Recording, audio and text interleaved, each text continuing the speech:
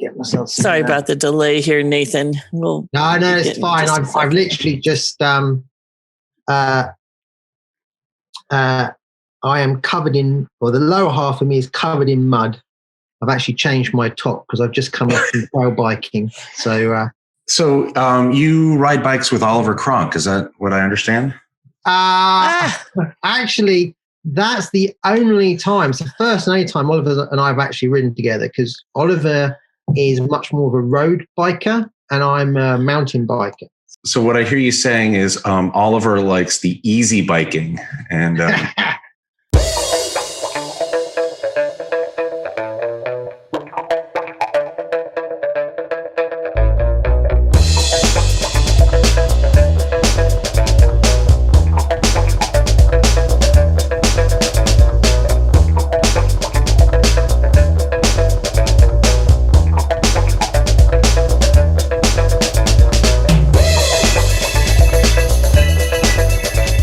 welcome to another episode of Consultants Saying Things. I'm Chris Lockhart, joined today by Carol Hamilton, Phil Yanoff, and a new face. His name is Nathan Allchin.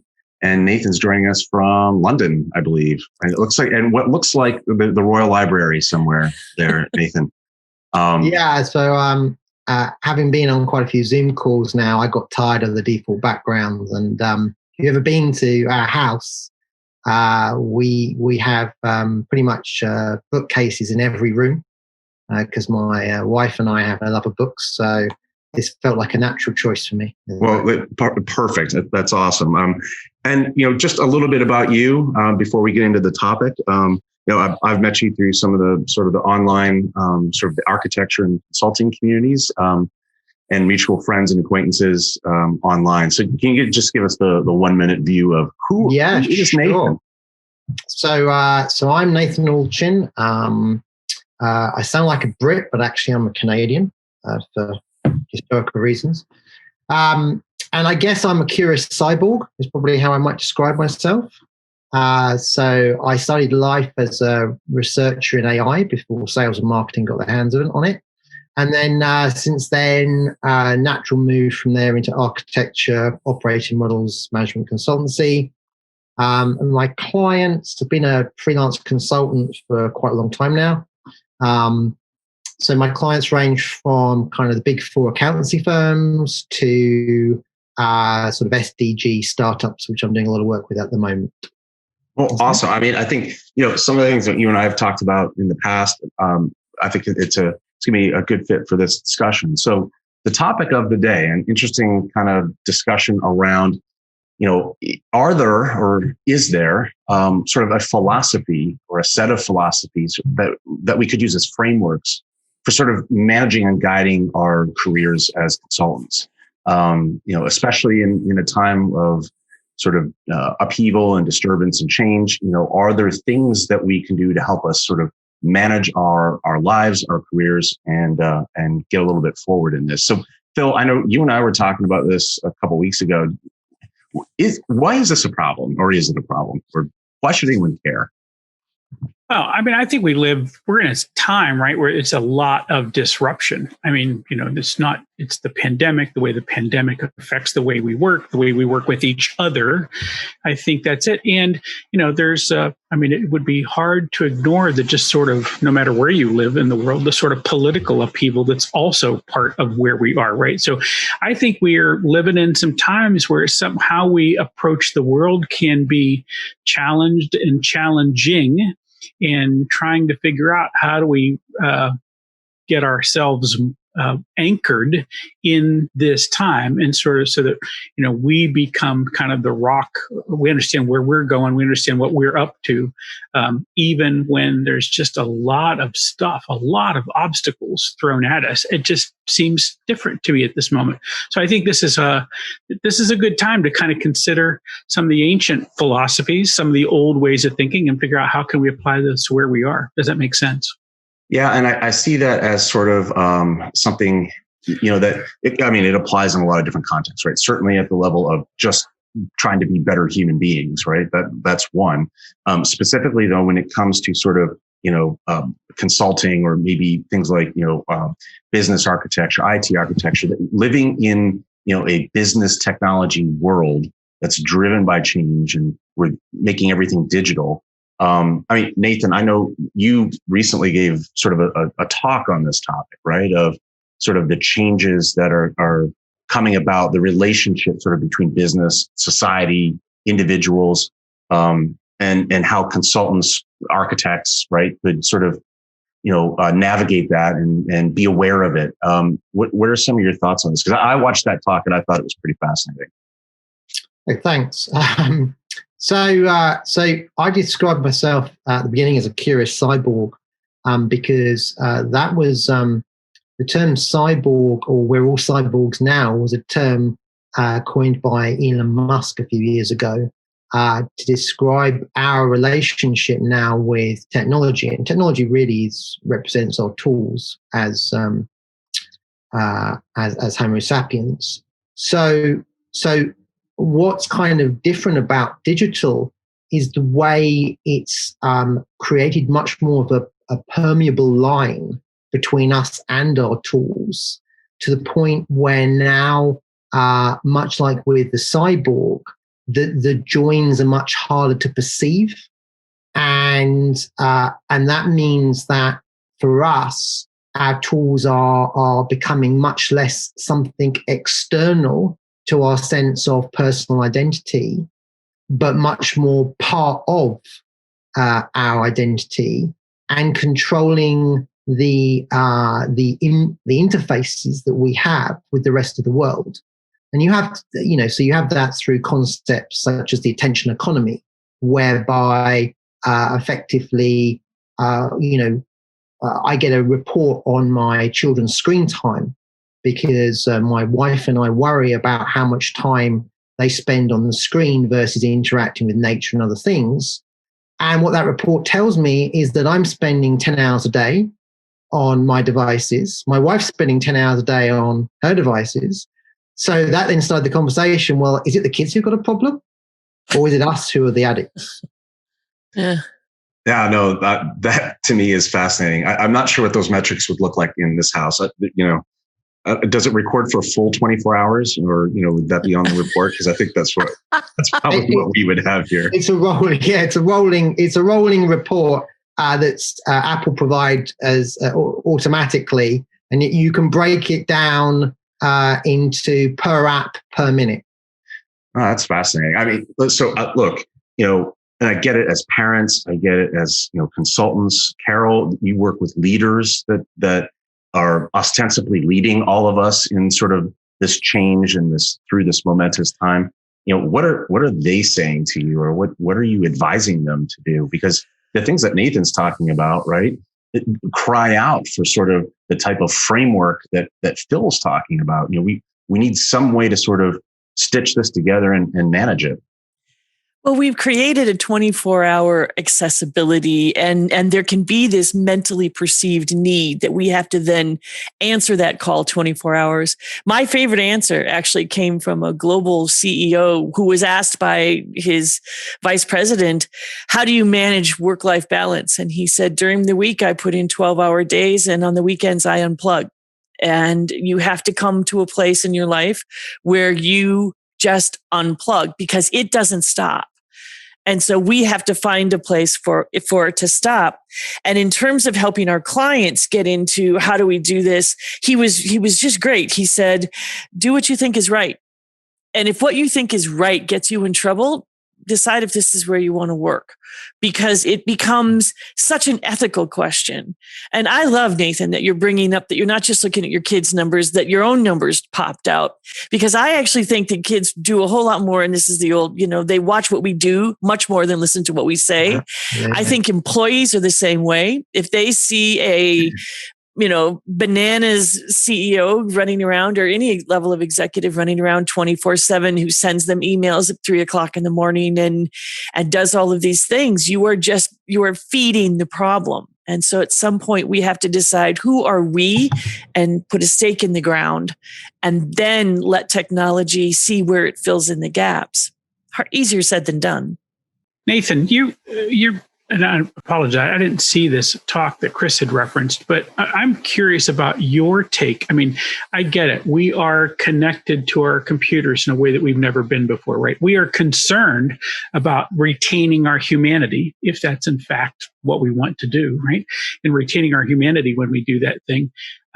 But, there's we wouldn't be doing this, we think, at one level if there weren't benefits, right? I'm smarter than I ever was, right? Because now I have a supercomputer in my pocket. I can ask questions, not of my inner self, but of my Google to answer things. And I can basically know things that have ready access to facts and things that I never had access to before. But I have tons of concerns, right? We know that there is a fallacy attached to algorithmic thinking, right? That the algorithms frequently have, they've got biases built inside that can kind of lead us down the wrong path. I'm kind of curious about what you thought first were the concerns of this more than casual interface that we have with our computers. So it's interesting you talked about the concept of individual empowerment, because that is something that I did cover on the talk. And the fact that, with our smartphones now, we're like comic book characters from the 1970s. Yeah. If you put us in a leotard and a cape, and that might not look great on all of us, but certainly I'd worry about that personally. But in terms of kind of, our abilities that we have today, to your point, Phil, with a smartphone, we wouldn't look out of place in a comic book from the 1970s. So there's been a huge revolution for the individual in terms of personal empowerment through digital technology, and to the point where I would describe it as an addiction. It's an addiction of stimulation, and the idea being that we would somehow be less without that device now. Yeah. So there's an element now, and it came up in education during the pandemic, where basically I read a few articles around how poorer children were doubly disadvantaged during the pandemic, not because they just weren't attending school, because they didn't have access to the same level of digital tools that children from more prosperous households had, or where those children, like my son, has a smartphone. Can I jump in here and ask you a question kind of in that same area, Nathan? What is, in your studies of this, don't you think that there's also a sense of importance that has come up out of self-importance, and to a point of delusional, of how relevant we are, how needed we are, how urgent everything is, and it needs our attention immediately? So yes, I think that's linked to the idea of attention, though. So one of the things that my daughter complains about fairly consistently is that she's competing with my digital devices for my attention. And it took me probably a few weeks to accept as an adult that she was spot on. She was absolutely in a competition for my attention. And so once that became a point of realization, I then started to realize that maybe the reason I'm not getting the attention from other individuals that I might want to get is because I too am competing with their digital tools and devices. So I think there's a need. We all have a need for self-affirmment from the tribe. Right. Yeah, we all have a need to feel accepted by the tribe. That's kind of pretty fundamental part of anthropology. And so I see really a lot of activity on social media as an extension of that, where we are looking for an acknowledgement of ourselves as in some way having an individual identity that is worthy, that is notable, and accepted. Yeah, I mean, ultimately, the dopamine hits we get from likes, notifications. So I understand that then in the context of like the family setting, right? Because, we want to spend more time with our family, and, we are competing amongst each other for those dopamine hits off of, the Facebook, things of that nature. I just need you to like me. Please like me. Subscribe and like, friends. So I get that. How does that present itself in the work context, in the business context? Isn't it not clear that either you have been in rooms where there are people clamoring for attention, clamoring for wanting to sort of suck the air out of the room or bring it to them, right? It's the subscribe and like to me and my ideas component in this space, as opposed to saying, hey, let's collaborate on this. Let's figure out where we're going.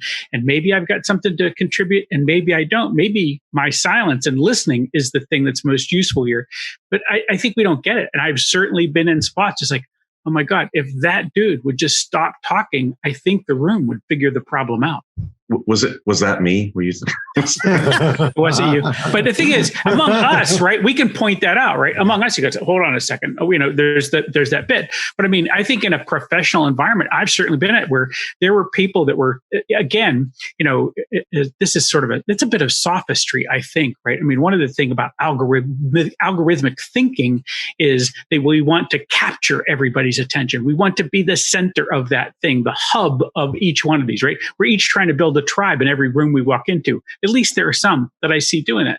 And the question is, does that make sense? Is that useful? Is that the human natural thing to do in this? And what should we be valuing? I think that is how I see it. I think that I can see people grabbing attention when it would just be better to say, let's have a conversation about this. You're absolutely spot on, Phil, in terms of individuals. I think some of the behaviors that maybe aren't new, that we've all seen together in meeting rooms in large corporate buildings, maybe some of those behaviors are just a bit more transparent on a Zoom call. Yeah, I find they're more transparent on a Zoom call. I don't know necessarily whether all the behaviors are new per se. I think maybe also the pandemic may have heightened that because, compare the amount of interpersonal interaction that we all are used to experiencing to how much we've necessarily had this year. I know I've had a lot less personal interaction this year with people than I've had in previous years. And that's not good for us as human beings. We are social animals. Yeah, so that means for me, I find a lot of Zoom calls, not necessarily this one, but a lot of Zoom calls, I find there's a different balance between the actual topic of the call, the purpose of the call, and social grooming. There's much more social grooming on calls than I'd associated with that same meeting given in a meeting room in a large corporate building. And I'm not saying that's a bad thing or a good thing, but I do think, to your point, Phil, it's a byproduct of where we are at the moment and the medium. I think that the tech may actually help a little bit, because if you think about being in a room with all type A number ones, listen to me, look at me, they all talk over each other, right? We've been in those meetings where it's like there's another conversation going on at the other end of the conference table. It's like, come on. Whereas, Zoom or whatever, right? WebEx, whatever it is, Teams, it says it's duplex, but I don't think it really is that good at sort of capturing bidirectional conversation, so that you end up with like really only one person can talk at any one given time. Otherwise, and the ability, of course, how great would it be in real life to just be able to mute somebody? I would implement that in my house immediately. Aside from the tools that we have at our disposal that maybe 10 years ago we didn't have, or they weren't quite as good, what are the mental models? How do we approach this? Because, Phil, when you think about, like, for example, Stoicism, right? And it's like this idea that, I can control me, right? I can't control the idiot on the Zoom call that is talking over everyone or whatever it might be. Wow, there's a pile of questions inside that space. I think I know what you did. That was quite a ball. Phil, pick one.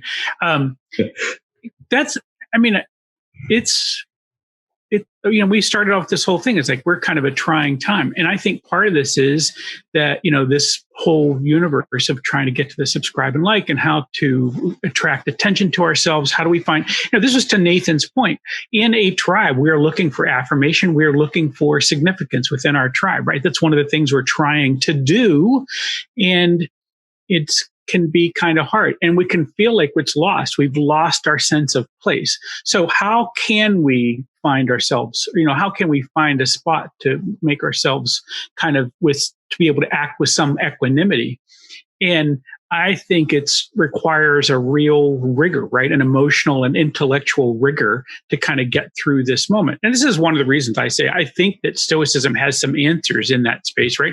There's some good ideas in there because, quite frankly, those ideas, we talk about them being from Stoicism, right? But then they wrap themselves into our ABT, and now they're really core into cognitive behavioral therapy. It was just awesome. Just this week, I was listening to a radio program where someone was trying to help people navigate their way through the pandemic. I wasn't listening to it 5 minutes till the person quoted Epictetus, right? And it was like, poof, here we are. And the whole point was we have to figure out what we can control, focus on that. That's sort of the Stoic fork, focus on the stuff that we have control and kind of let the stuff go. So if you don't want, if you say, look, I don't believe in ancient Greeks or Romans and all that kind of stuff, or I don't want that stuff I don't quite get. This is a evidence-based therapy technique that's used today. Focus on the stuff you can control and let go of the stuff that you can't.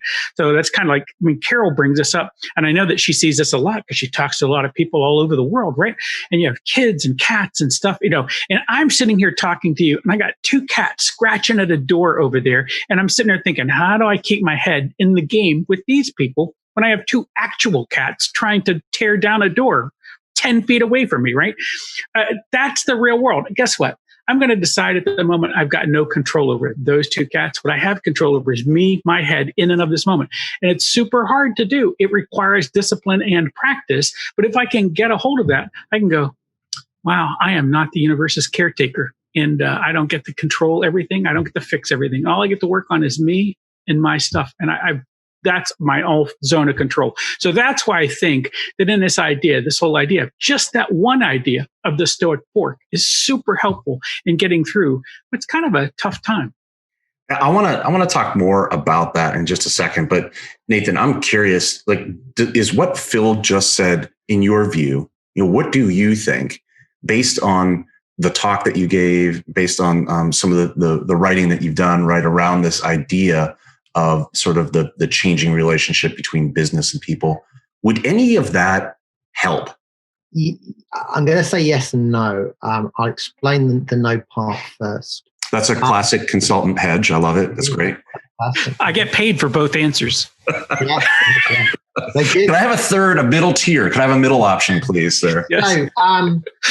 So one of the things, and it's from my research background, one of the things that I sort of shared with the IASA global community was the fact that a lot of things that people see as undesirable systems or problems or examples of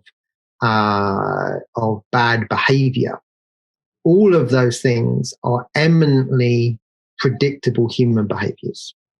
So, Phil made reference earlier to biases within algorithms. Those are our biases. The patterns within algorithms, they are our patterns. All our tools represent our patterns that we have observed or imagined in the world. So the idea that somehow we're going to be able to turn the clock back on the attention economy, that we're going to put down our smartphones, that actually this journey we're on as curious cyborgs is going to stop. I don't think that's the case. So I think very much the opposite. However, to Phil's point, where we do have a level of control, and where I think there's a bit of a tension actually, is we have control on those relationships that we have, on our response to the stimulation that our digital devices provide us, which is back to kind of Covey's classic thing about, you control, there's a gap between stimulation and response, and that gap is the bit that you control. The challenge for us is that you've got companies such as Google who have functions within their corporations called behavioral attention engineering function. So this is a group of people whose job it is to work out, Phil, we're gonna try and find a way to stop you being reflective, to stop you being able to take a step back and have a pause, because that means we don't have your attention. And if we don't have your attention, that means you're also not looking at our advertising. And that means we're not going to get as much money for that advertising. So there is a tension, I would say, here in terms of the parts of our brain that digital technology particularly looks to plug into, that makes self-discipline harder. But that doesn't make it less important. It makes it more important, because actually we, as human beings, we are losing the skill of self-discipline through the use of our digital tools, because of the convenience they provide. Convenience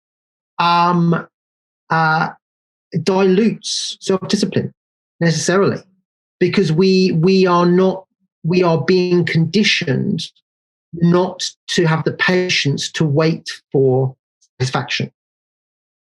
Yeah, and I see that, or I have seen that in the past in client engagements, right? When you're dealing with a solution, I want to see the value. Where's the value? Show me the value immediately, right? It's that whole, I need results. I need outcomes. There's not always time given to what problem are we trying to solve here? Why are we doing these things that we're doing? Why are we approaching it in this fashion? It always seems to be buy the tool, bang out as much stuff as you can, right? And show me the money kind of stuff. So I kind of look at this and I wonder, so Stoicism is one approach. Are there other things? Carol, I'd like to know what you think. Are there other, philosophies, religions, spiritualities, whatever, right, that could be brought to bear on this, and whether that's in your personal life or in your business relationships? Well, right now, Netflix just came out with a series of 5 coaches talking about, it's called The Coach's Playbook. Cannot suggest enough that people watch this, because this brings together the world of, here are the rules I live by, and I need to produce high performance results. So it's not about you can't have business, because to Nathan's point, the problem with those engineers, those brain engineers, is that our clients want it too. And the ethical question kind of comes up, but everybody's chasing a bottom line. And so you have to figure out where those pieces collide. But there was one particular one, the coach his name is Doc Rivers, and he took the Boston Celtics, which is a basketball team, into a championship. And he was introduced to a philosophy called Ubuntu. Ubuntu. And it is defined as humanity toward others. And the whole idea is I am because we are. And when the person who introduced him to this said, this isn't just a philosophy, this is a lifestyle. And it's all about, as I lift you, I lift me.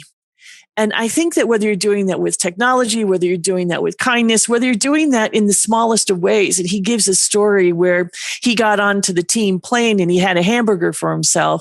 And one of his players said, well, that's not very Ubuntu. You didn't bring in anything. You didn't bring everything for all of us. And he was really excited that he had that response, because that meant that they were really buying in at a very large level.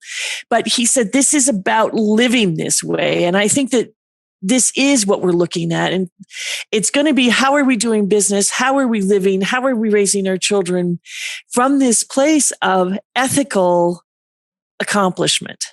Because we're going to need both in order to stay in the game. By the way, Ubuntu is a fantastic operating system as well. So I just want to throw that out there. Well, yeah. I think the point that you missed is that Carol had to explain to us who the Celtics were. I thought that was just the reason awesome. I did that is because we have a global audience, and it's rude to sit here and talk about a local, what is a national sports team if not everybody knows. So there you go. Of course. It's the Man U of Boston.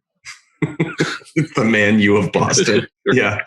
Okay. Yeah. Oh, maybe. Well, we won't get into the sports rivalries there, Phil. Don't. I didn't intend for that. I just loved it because, someone explained basketball to me because I don't know anything about it. I'm accustomed to global audiences, and I never want anybody to feel excluded. I applaud you. I'm applauding you. I love that moment. That was a teachable moment. So Phil, I mean, do you buy into that there are, because here's where I'm thinking, right? I've dealt with over the years sort of frameworks for dealing with, management consulting problems, right? A 2x2 chart, a bubble chart, a 5-box framework, or this framework or that framework. And then from sort of the architecture perspective, especially in enterprise architecture, there's an ungodly amount of frameworks for this is how you should think about your business. And here's how you should think about how it should be structured. The 3-dimensional cube, right? The this, the that, the layers, all these different ways of trying to structure and organize information and your relationship to that information. And it never fails. And I know Nathan knows this too. It never fails that the person who creates one of those frameworks says, this is the framework that is universal and applies to everything. It will solve all your problems, right? It's the proverbial silver bullet framework. And they're all the same, right? In terms of going down that route. So what I want to know is there sort of a philosophical approach to this that is universal? Is it as simple as be a good person? Or is that just hippie BS? I mean, we like the idea of trying to figure out how to be a good human, right? But the thing is, if there were just one answer for everything, right, there wouldn't be D&D, 5e, and Pathfinder, right? We wouldn't, once again, have split these two things off. I mean, it just one language or another. It just is a thing like that. They just split. It just happens. I don't know that there is one. Some philosophers say, look, this is what I believe, but if you show me a shorter path to the truth, I'll take the shorter path, right? And I'm okay with that too. The thing is, one of the reasons I like this conversation is I'm not sure that enough of us are having the conversation about, is what we are doing right now good for humans? Well, yeah, no, I get that, right? And I can understand where that kind of goes away because you're really thinking about what's good for me or what's good for my client or what's good in this situation. And you're not taking stockholders. Yeah, you're not taking that sort of whole life sort of perspective on, is this good for mankind? And I would like to think if I could go back in time and talk to my younger self, just starting out in management consulting and say, here are the things you're going to encounter. Political backstabbing, burnout, right? All of these different things, uncooperative clients, the travel schedule, all of this, weight gain, right? All of these things. I would like to be able to say, but by the way, read this book on Stoicism and ingest it, and it will help you get through these problems. Yeah, I'm not sure that would happen. Like, is that true? Yeah, I don't know. So what's the right book and who would know? And maybe it changes along the way, right? I mean, for example, if someone said to me today, what's the one book that you think sort of encapsulates this? But it's of the moment, right? Every time these books are of the moment, right? They were trying to answer the question in and of their time, within their historical context with what's going on. Right now, I would say it was Darren Brown's book, Happy. Right. I mean, in that book, basically he takes a very philosophical, very syncretic approach to everything that's going on in the world and says, look, you've got to find some way for you to be a good performer and a good person in your space. And here is how I've considered a whole bunch of things to the point. I think that's a good book. That's a great on-ramp for this idea. Right now, he's something of a stoic, but I didn't realize that when I got started with the book. I just thought it was a book on how can we get our way through the world. So I think it's something like that. But I don't know. I think, by the way, if I went back and talked to my 20-year-old self, I wouldn't listen to me. I mean, that's the issue, right? I mean, I wasn't prepared. You know, they say, this is a Zen thing, right? When the student is ready, the teacher will appear. I think that's Zen. Mm-hmm. But I wasn't ready as a student, right? I was running headlong towards something, and I thought I knew what I was doing. And that was the issue, really, more than anything at the time. I thought I knew what I was doing. I didn't have that sense of, all right, let's kind of measure this. Let's figure this out. Would a framework have worked? I had a framework. I've abandoned a number of frameworks on my way to this point. Frameworks are just, they're almost like tools to aid your perspective. So they're not even they're not even a solution, although sometimes they're used to masquerade as a solution. They're actually aids to help you perceive a perspective towards a solution. So they're far more limited than the people selling you certification courses would like to make you believe. And so ultimately, it's about having a toolbox of frameworks, because really what the framework is doing is it's encouraging you to reflect upon the perspective that you're taking. And the importance there is not the tool or the framework, it's the getting you to reflect. So it's the important thing is reflecting on the fact I should use a framework, not the actual framework itself. Yeah. And so that for me is what's important. It's the reflection, not the framework. Yeah. There is a real information problem part of this too, right? And I think, by the way, I think one of the great books on this topic is Thomas Kuhn's 1962 book, The Structure of Scientific Revolutions. And we're going to point to it on the shelf over there, right? Yep. But that's a book that just talks about, Chris, you remember, I mean, this whole thing is like, we're not ready. The community is not ready for this breakthrough. And it takes basically a bunch of counter opposing facts to show up first. And then basically the old way of thinking gets hard and we end up with the new way of thinking. That's kind of his fit. And I get it. He's not with folks distracting. But the idea is that we're not always ready. And that was what I was saying when I said, as a student, I was not ready for some of these ideas. You know, Nathan saying, I might need a step ladder today, and I might need an extension ladder tomorrow. But the framework is going to change based on where I am in my own thinking. Yeah. And, Thomas Kuhn also created the word paradigm, right? Paradigm shift. That's his invention of phraseology. On this topic, self-advertising, because that's how I am. I don't know, about 10 years ago, I wrote something about this because I was fuming at the use of sort of universal frameworks in architecture. It's called Franken frameworks, right? And basically this idea that it's exactly what you said, right? I'm going to bring a toolkit, as Nathan said, right? I'm going to bring these things together and I'm going to have dozens of them, and they may apply differently at different times. And yeah, one is a step ladder, one's an extension ladder, one is an extension cord, and one's a leaf blower, right? And they're apples, oranges, cats, dog, spaghetti, right? It's all different mix. And I'm going to apply them as needed to get done what I need to get done. It's available on chrisonea.com, which is fun. I'll send you a link. Well, and don't you think, subscribe. Don't you think a framework also implies that you know what it is you need to make adjustments to? Yes. So I go back to that documentary called The Social Dilemma. And I don't know, Nathan, if you've had a chance, we've had chances to talk about that, but they talk about, here's the guy who invented the like button going, this was such a benign little thing. This was supposed to be happy. Look, hey, I like that. Oh, good. And now there's a whole generation of people measuring their self-worth by likes.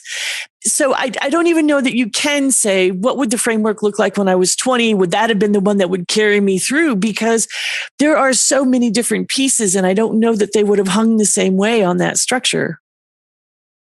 No, I love that. Absolutely. I think that's a really good point, Carol, about in order to think that you've got the right tool, you need to already have the conceit that you are able to frame the problem in the first place.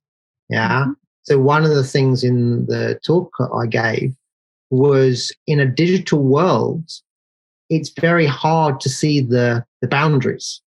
So I described us as basically rubbish cyborgs trapped in a black box, where we now can't see the joins between the choices that have been made for us in our digital world, right, before we get the subset of choices presented to us.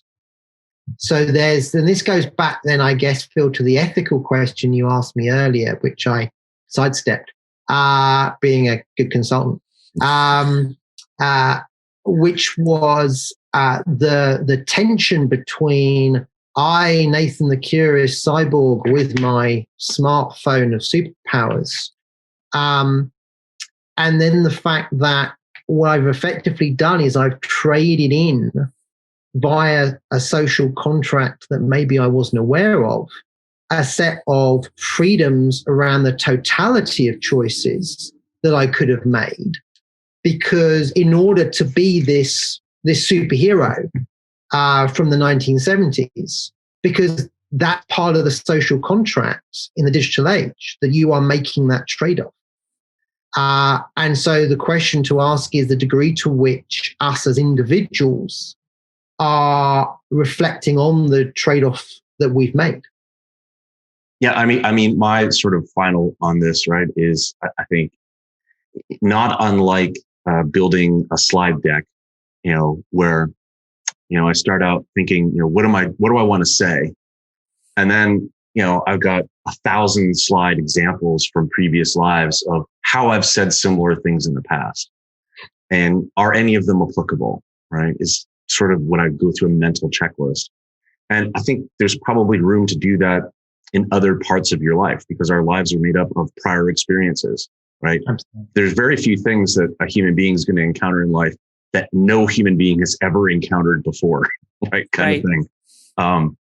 So I'd like to think that, I've done some stuff in my past that maybe is applicable to some problem or something that I'm looking at now. I haven't seen, or I haven't found sort of the one big philosophy, right? The theory of everything for Chris Lockhart and how to govern his business or consulting life or personal life. That would be my sort of takeaway from this. I don't know, Carol, what do you got on it? I think it's about staying present with it all. So when I go back to Nathan's early comments about looking at the analytics of his children's use of technology, which actually ended up highlighting his own use of technology. And I would suggest that we continue to have those conversations with our clients as we're throwing out solutions, is making part of the decision. Well, we've also come up with what we think are some unintended consequences that might be social consequences. They're not about the bottom line, but they have this possibility. So as we're making that decision, this one might make less money, but doesn't carry with it this social bomb encompassed in it. So my thoughts, I guess, are around the importance of reflecting that wherever you are now and whatever you're experiencing, whatever you're doing, it's all just part of a journey. So the book that I would say had a pretty fundamental influence on my life, and definitely my favorite book, is a book called Siddhartha by a German author called Hermann Hesse. And it's a book about, it's a great book. And it's a book about, I guess it's kind of rites of passage, but it focuses upon how whatever you're doing and experiencing can feel so important in that moment. But the reality is that as you sort of reflect on your life and you step back, you really realize that was just one step in that journey. And that actually the importance is the journey itself as opposed to that particular moment. And I think frameworks and the context around the use of frameworks are exactly the same. And I think in terms of some kind of belief system, I mean, obviously Siddhartha has its roots in Buddhism, but I think the great thing for me about both Buddhism, Stoicism, and philosophy in general is it's the drive to reflect that is so valuable for us as individuals and societies in being able to navigate this digital journey that we're all on. You know, the reason this matters for consultants, right, is that just as you pointed out, if you have been in this trade any length of time, and it really doesn't matter whether you're on the consulting side of this or the sales side of this, there's been one framework after another presented. You've seen lots of them sort of come and go, and people have frameworks. So we're used to dealing inside this frameworks. What we're saying here is it's really time for you to think about a meta framework for you, yourself, and what does it mean to be a good human, and how are you going to figure that out? And, you know, again, I'm not trying to be prescriptive here. I just think the idea of having some framework is a useful one. You know, it was Socrates that said the unconsidered life is not worth living. And I think that it is well worth us to spend some time doing that. But to help Chris here and me, I'll end with a quote from Marcus Aurelius. And he says, to work against one another in the meditations, to work against one another is against human nature. So if you are doing things that are not helping to humans be humans, you need to be thinking about that. Find your own framework. That's my end thought. I love it. Appreciate it, guys. Thank you. Thank you, Nathan, for joining us from the Royal Observatory there. And Phil Yanoff, Carol Hamilton. I'm Chris Lockhart. Thank you, everyone. Check out the YouTube channel. Subscribe and like. Attention economy. Maybe comment. Send us some questions or thoughts. Appreciate it, everyone. We'll talk to everyone next time.